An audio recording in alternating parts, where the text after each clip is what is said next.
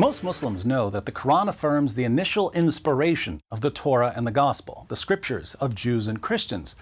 They believe this based on passages of the Quran, such as Surah 3, verses 3 to 4.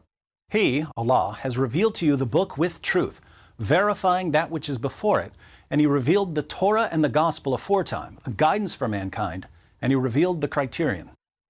So Allah gave the Torah and the Gospel as a guidance for mankind. But many Muslims are convinced that the Torah and the Gospel were later corrupted, and they assume that the Quran claims that the Torah and the Gospel have been corrupted. This isn't what the Quran says at all. In fact, the Quran declares that 7th century Jews and Christians were still reading the Torah and the Gospel as the Quran was being revealed. In Surah 7, verse 157, Allah says, "Those who follow the messenger, the unlettered prophet, whom they find written down with them in the Torah and the Gospel, it is they who will prosper." How can we find Muhammad mentioned in the Torah and the Gospel if we don't have the Torah and the Gospel? Is the Quran only saying that there are parts about Muhammad that are reliable, even though other parts have been corrupted? How would we know that the parts about Muhammad weren't among the corrupted parts? What's the point of appealing to a book to validate your prophet if you're simultaneously claiming that the book you're appealing to has been corrupted? Contrary to charges of corruption, the Quran asserts that no one can change Allah's words. Surah 6, verses 114 to 115. "Shall I then seek a judge other than Allah? And He it is who has revealed to you the book made plain. And those to whom we have given the book know that it is revealed by your Lord with truth. Therefore you should not be of the disputers. And the word of your Lord has been accomplished truly and justly. There is none who can change His words, and He is the hearing, the knowing." There is none who can change His words. Surah 18, verse 27.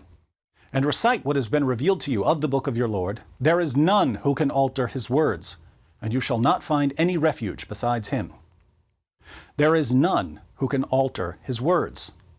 Who can corrupt Allah's words? Can Jews? No. Can Christians? No. Can the Apostle Paul?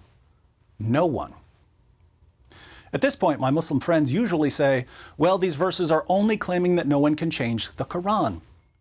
But these verses don't say that no one can change the Quran. They say that no one can change Allah's words. And as we've seen, the Torah and the Gospel are, according to the Quran, Allah's words. But the Quran goes even further than defending the inspiration and preservation of the Torah and the Gospel. The Quran insists that these texts are still authoritative. In Surah 5, verse 43, some Jews come to Muhammad to settle a dispute. Allah responds, "Why do they come to you for judgment, O Muhammad, when they have the Torah before them, wherein is the judgment of Allah? Yet they turn back after that, and these are not the believers." According to the Quran, do Jews need the Quran? No, because they have the Torah. According to Muslims today, do Jews need the Quran? Yes, because the Torah has been corrupted. See the difference between what Muslims believe and what the Quran says? What about Christians? Just a few verses after Allah tells Jews that they don't need Muhammad, Allah commands Christians in Surah 5, verse 47, "Let the people of the gospel judge by what Allah hath revealed therein. If any do fail to judge by the light of what Allah hath revealed, they are no better than those who rebel." According to the Quran, should Christians judge by the gospel? Absolutely. We're rebels against Allah if we don't. According to Muslims today, should Christians judge by the gospel? Of course not. The gospel's been corrupted.